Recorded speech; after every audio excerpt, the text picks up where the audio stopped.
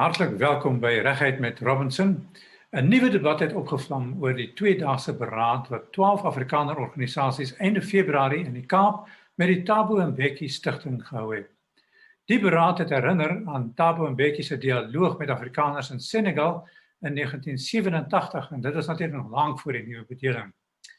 In die hedentydse beraad is 11 prioriteite geïdentifiseer wat nodig is vir die maatskaplike kohesie en ontwikkeling van Suid-Afrika en in Afrika. Die Afrikaner groepe dring aan op groter erkenning as aktiewe burgers van die land saam met ander minderheidsgroepe. Hulle het onderneem om, met die vaardighede wat hulle het, te help in die regruk van munisipaliteite, byvoorbeeld. En dan een van die kritiekpunte is dat die inisiatief gebou word op rasse-nasionalisme. Ons gas is Dr. Vincent Maphai, wat die afvaardiging van die Thabo Mbeki Stichting gelei het. Welcome, Doctor. It's good to see you and thank you for taking part in this program. Going into this meeting... Thank you. Okay. Going into this meeting, there was a perception amongst Afrikaners that there's a breakdown in trust between the government and Afrikaners. Do you believe that's true and have you experienced that? Ironically not, and it's one of the things I will be repeating constantly, that sometimes Afrikaners misread a general problem and begin to particularize it amongst themselves. The only mistrust that I know for sure exists is the mistrust between government and business. And Mbeki Foundation has talked a lot about that to say until that is resolved, we are getting nowhere. However, I'm not aware of anywhere. It's very, very interesting. The only topic I have about Afrikaners is with Afrikaners. You don't find it anywhere else. You know, I move in all kinds of circles. I can't remember how often the name Afrikaners come. And I think there is a serious risk that Afrikaners recognize a legitimate problem and begin to think it is only about them. If you meet Black intellectuals, they will tell you there's a distrust between them and government. There's no actually an organization which says we are working very, very well with government. Mistrust, poor relationships, absolutely yes, but I think those poor relationships have very little to do with mistrust, but just inability of government to mobilize all South Africans together. I can go on, but I just thought as an opening statement I should make, because I'll keep on coming back to it, to where I feel Afrikaners take personal what is everybody else's problem. And I'm not saying Afrikaners do not have legitimate concerns. I'm just saying some of them may have been overread and overstated. Now, what was the atmosphere in that meeting? Well, first of all, President Mbeki was there. We had a Minister of Agriculture who was there, a former Minister of in the Mbeki government was there. The atmosphere was serious, very honest. Nothing was swept under the carpet, but we were very, very cordial. We were very, very respectful to each other. It was one of those meetings that gave me hope as a South African, that there's a lot we can do as civil society to take the country forward. And I saw that meeting as a humble beginning in that process. Well, talking about that, what is the status of that meeting? Was it talks about talks, or was it more substantive?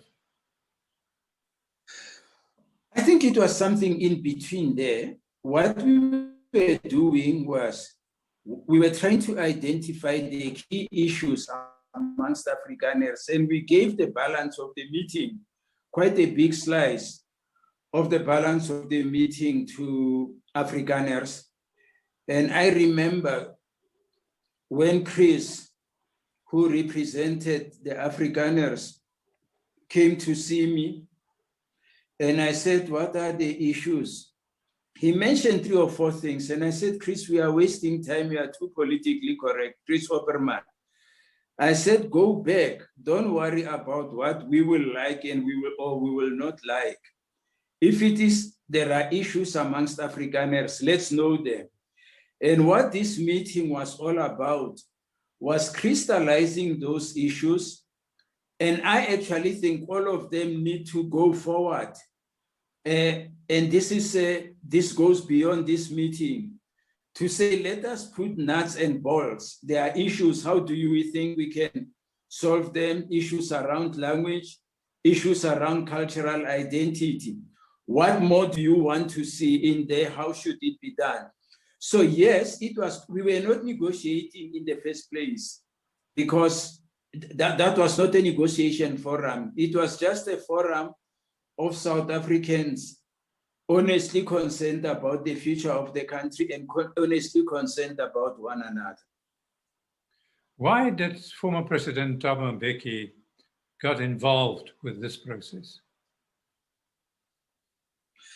Well, first of all, it is Mbeki Foundation, and I hate to talk about the president because actually the foundation and the president are very, very separate issues.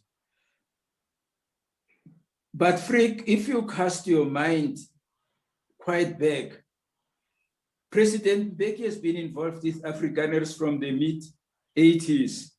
Yes. When all of us were actually preparing for civil war, Mbeki and a group of Afrikaners, Professor De Lange, they were doing what we were doing, but in a more substantial way. They were looking at the future of the country.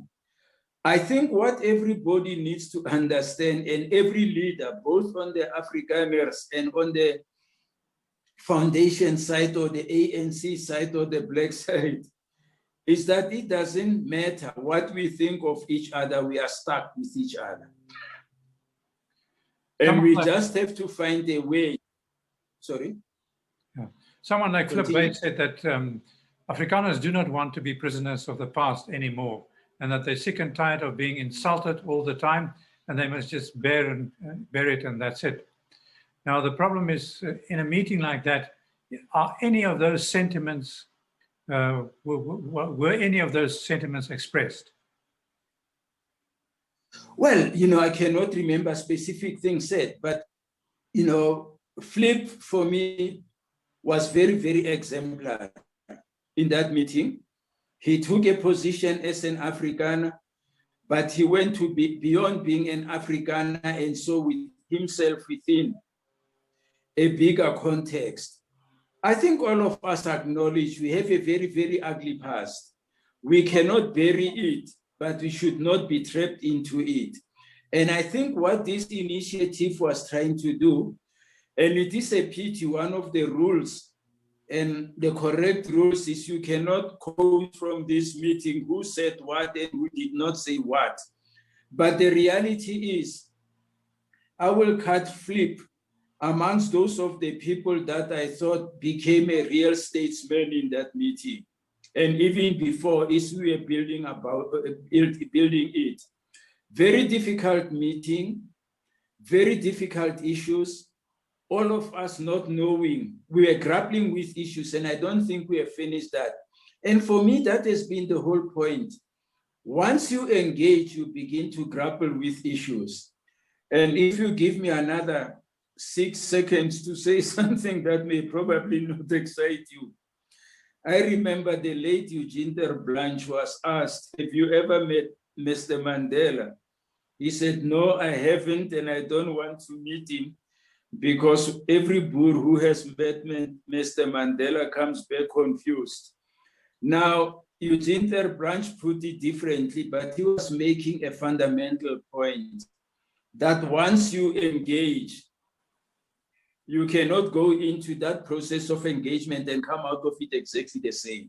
And I'm just saying we were all growing there, and all I can say about Flip is that he put his views as honestly as he could.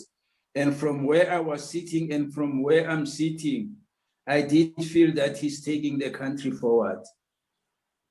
Well, one accusation, and particularly by Max de Pre of Vrije Weekblad, is that you've been hoodwinked in accepting a kind of racial nationalism and a new kind of order built on the ashes of apartheid.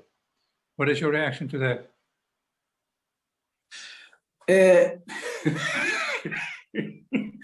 You know, Freek, again, if you go back to Codesa, you remember how many insults were traded across the board. The views expressed by the views that we have just cited are not unusual and probably represent many views. But what I found lacking in them was that I don't think that he even interviewed Flip to ask him, what did you mean by this? Nor did he come to us to ask us, why did you allow yourself to be hoodwinked? You know, maybe we are not as intelligent as he is, but all I can tell you is we know what we are doing. And we expect this to come from all angles. I'm sure even on our side, I tell you, even in the foundation, there were people who were worried about where this is going. That is quite normal. And I think we should allow, you know, people to express their views as much as they like. But my experience, you know, don't forget, we've been working on this for over 3 years. You know, we have worked with Kali, we have worked with Flip, we've worked with all other people. And from me personally, there's nothing that I read in that article that would make me want to change course. Okay, in the meeting that you had then, what exactly were those things that were troublesome, that you discovered would be very difficult to resolve, where you really differed quite substantially? I wouldn't even say we differed. Don't forget the statements that we signed together are issues on which we agree that these are issues we need to delve into deeper. You know, what does cultural Afrikaners as a cultural identity, how should that be accommodated politically? It wasn't something that could be solved in that meeting. That's a bigger national issue, but we agreed that we will recognize it. As you know, if you feel pain, Freek, I can't tell you actually it's not pain, it's not pain, it's pleasure. We took the view that this is how Afrikaners feel, and we accept these principles cannot just be dismissed.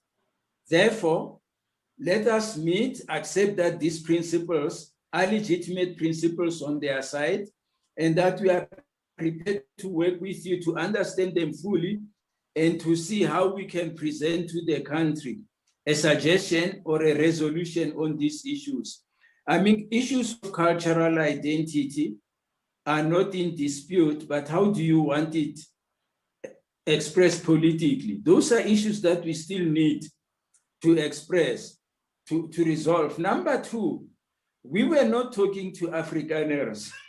We were talking to a group of about 8 organizations. You know, we don't even want to say that was a representation of Afrikaners. We were talking to a group of about 8 organizations who themselves also differed on some of the issues. You know, some would move from the previous situation that get involved in the democratic process. Others still wanted a homeland. It was a broad thing, but our principle was let's talk about it instead of fight. So there's nothing on which we disagreed because it wasn't about agreement. It was about recognizing issues that needed to be taken forward seriously. For example, are there global examples of minority accommodations? Those are things that need to be dealt and worked out. And in any event, they cannot be resolved in this forum. They will need to be taken forward elsewhere. Well, let's delve into some of those issues that you spoke about and agreed as part of that 11 priorities. One of them would be education. And as you know, Afrikaners are very serious about the fact that they want mother tongue education not racial education, but mother tongue education. Now that principle, have you discussed it to the extent that you have any idea how some kind of resolution can be found about that? Now, the most interesting thing about that is that it's not even an issue. It is in the Constitution. The Constitution recognizes that diversity. And our job now is to understand where are the blockages in carrying that whole principle out. And as Mbeki Foundation, it's very interesting. What we even said to Afrikaners was, why do you want to stop at the issue of language? Instead of expanding your experience, I mean, it's very interesting that Afrikaans is the only African language that moved from being a conversation language. You remember how the English used to refer to it as a kitchen language, to a highly developed scientific language. And our question was not so much simply about the Afrikaner language. It expanded into saying, how do we begin to expand all the other languages to develop in the way that Afrikaans has developed? So we were not debating the value of Afrikaans language, the right of mother tongue language. Wherever it has happened, it wasn't a matter of principle, but probably a matter of political machination. So we don't see a big problem there. Nothing to debate. It was also said during the meeting that poverty in South Africa is a very serious problem and that there must be an inclusive economy developed here in South Africa. But what role in particular then, therefore, should the Afrikaners play? Very critical. Actually, it's very important. That was, you see, it's very interesting. Afrikaners came more from the Afrikaner identity part, whereas Mbeki Foundation came from a national development part and say, where do Afrikaners fit in? Again, there was no debate. Our view, and we had said it before in public, that economically the country is in disarray, and that's not a major intellectual discovery on the part of anyone. Our second statement was, there is no way you can rebuild the country economically and otherwise if Afrikaners are only on the sidelines. And so the question there is how do we begin to address all of these issues in such a way that Afrikaners can become an integral part of the future creation of the country. And most interesting, which is something Dupree missed very well, on both sides, there was no debate that our starting point is the current constitutional framework. So we are not trying to redesign the Bantu stance and all of that, and nobody requested that kind of thing. We are saying, how do you identify Afrikaner aspirations within the current constitutional framework? So reintroducing apartheid and so on, I can't speak for Flip, but definitely in the meeting that was never on the agenda. Agriculture was one major point of discussion as well, and in particular two things. One is the land issue, of course, and the other one is safety, murders on farms. Do you think you've made some kind of progress in that regard? Now, let's start with murder on farms. To return to the point I made earlier. Crime and murders are overall or everywhere. Women will always tell you government does not care. We are being murdered, we are being assaulted, all kinds of things, doesn't care. And I'm saying murders on farms are reality. Is this a political conspiracy against Afrikaners? I doubt. But those are issues, those are crime issues that we need everywhere. Again, there was absolutely no debate. Agriculture. Listen, everybody knows that Afrikaner farmers are top, if not the best in the world. Food security is provided by Afrikaner farmers. Can we now take a combination of land, agriculture, food security, and come out of it with a sensible process forward? And I know Afrikaner farmers have also been involved in other projects with the president. The long and short of it is Afrikaners are very, very central to agriculture and to food security. Again, there was no debate. It's just going to a question of, so how do we move there? It's an issue of common interest, both to the foundation and to the Afrikaners who were there. No debate. We just have to find a way of how do we do it. And ironically, we had a meeting this morning with others to say, now let's put practical things in place. We don't want another philosophical discussions. We now need to move into a place where we do something practical on all of these issues. That's the next phase. The next phase. That's the next phase. Yeah. What is the next phase? Well, the next phase is everything we promised the country. We said we are committed to these principles. We are committed to these projects. Now we have to do something about that. For us, it was never a talk shop. And for us, one of the cardinal points we made, particularly from the Mbeki Foundation, was that the best way to discover each other is to work together. Then you don't need a weekend workshop on culture or anything. You pick it up as we are doing things together. And we believe that the best way to demonstrate national unity is by working together in practical things that affect ordinary people. That's very, very critical. We have to do things on the ground where ordinary South Africans of all shades and colors can say, this is benefiting me, and it's an elaboration of collaboration from people who thought they were enemies. What in particular have you identified perhaps as the first priority that you will tackle on the ground, in practice and in reality? Well, the first one in practice and in reality, we want to look at the possibility of taking one or two very, very struggling municipalities,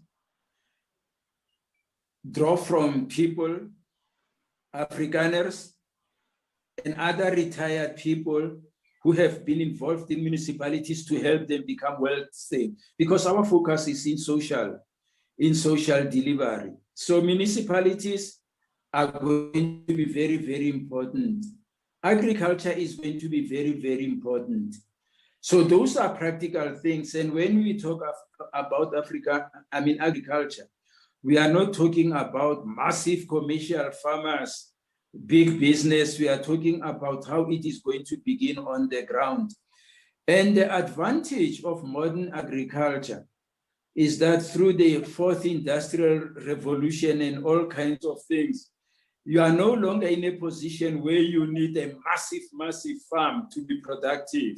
You can use technology to be productive, even in a just 10 hectare farm and so on. We are not there where you need to start with thousands of farms. I'm just giving you examples, and there will be others. We are very, on the language issue, we are very, very interested in reviving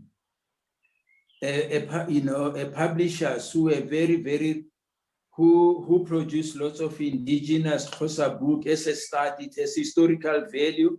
It brings back the improvement of languages and so on. We didn't want to start with thousands of things. We said we must get 2 or 3 things properly done, and other people will run with them. We are trying to set the pace rather than to run every inch of the country. Well, the foundation, the Thabo Mbeki Foundation, is a separate body from government. How do you think whatever is discussed with him, Thabo Mbeki, he will be able to transfer or to convey to government? Is there a channel for him, or is he just trying his best in the blue? Trying his best to? In the blue, in other words, without really knowing whether this is going to have some impact on government, because I think we can all say that without government, you cannot really go ahead and do everything. No, you're right. But it depends what you mean by government. I mean, I don't think we can be in, there are certain things for which you don't need government permission. I think identify a problem and identify the key players you need there. For example, on agriculture programs, we have already briefed the Minister of Agriculture, Thabo Mbeki. So that's the kind of thing we will do rather than aiming to go and present to cabinet plans and so on. We actually will deal with people in and outside government who can actually, who have the accountability and actually get us to move. If we want to help a municipality, we don't need to go to the union building. But don't forget, President Mbeki is not a member of the foundation, but he's a member of the ANC. And I think within those circles, he would know where to get which help for us if we wanted to do. But it's not like we have a formal relationship with the president's office. That relationship will be a transactional relationship where we need intervention on specific things. But in order to collaborate on languages and so on, it's not like we need cabinet approval. No, I think we are civil society, we are responsible citizens. We are not going about planting bombs. We are going about building the country, and these things can go on. Sometimes you will need labor, sometimes you will need business, and we will work with all those people. But we are not redefining the political texture of the country. Well, let me ask you this straight then. Is there any kind of friction between the President Cyril Ramaphosa and Thabo Mbeki, or are they on a good footing? Not that I'm aware of. I've never heard President Mbeki tell us about the friction with Mr. Ramaphosa. I doubt. All I know is I know for sure that they've been in touch together, sometimes in person. That much I know. I'm not aware of any conflict, frankly. And I wouldn't be sure what would be the basis of that conflict. President Mbeki is no longer president of the country. He's a member of the ANC, and I'm sure in that capacity he can do or say anything. But frankly, issues of Mbeki and Ramaphosa are irrelevant to our processes now, frankly. Well, we've been speaking about Afrikaners so far, but of course there's a larger community of Afrikaans speakers. The majority of people speaking Afrikaans are not white, are basically colored or brown people, whatever you want to call it. So the question is will other people such as the colors be included in future plans to develop and to talk and to have these kind of summits together? Well, not only colored people, don't forget, Mbeki Foundation consists of every conceivable color already. So politically, we cannot even exclude anyone. And the issue with Afrikaners is that, like everything else, you start somewhere. You know, President Mbeki in the mid-80s started with Professor Delany. They couldn't have called a press conference of 100 people. Everything starts somewhere else and you spread. And even, don't forget, even this initiative might be taken over by other structures. It may be that after 5-10 years, we say, actually, we no longer need this structure. People are running away, are running on their own with other things. People who initiate are not necessarily people who have to be there till the end of time. Nobody is excluded. Everybody is included. But don't forget, we are not forming an organization. We are not forming a party. We are not forming a movement. We are just trying to see ourselves as people who can begin to regenerate the revival of civil society to take matters into their hands and to take responsibility for their development. You could say it's like the UDF. It was never an organization, and youth leagues, youth and women's organizations continue to do what they like. I would like something like this happening in Limpopo, people developing something along the Limpopo River. I don't have to be there even. We are not an organization, we don't own anyone. It's a group of people who have decided, let us work together, and we can work together.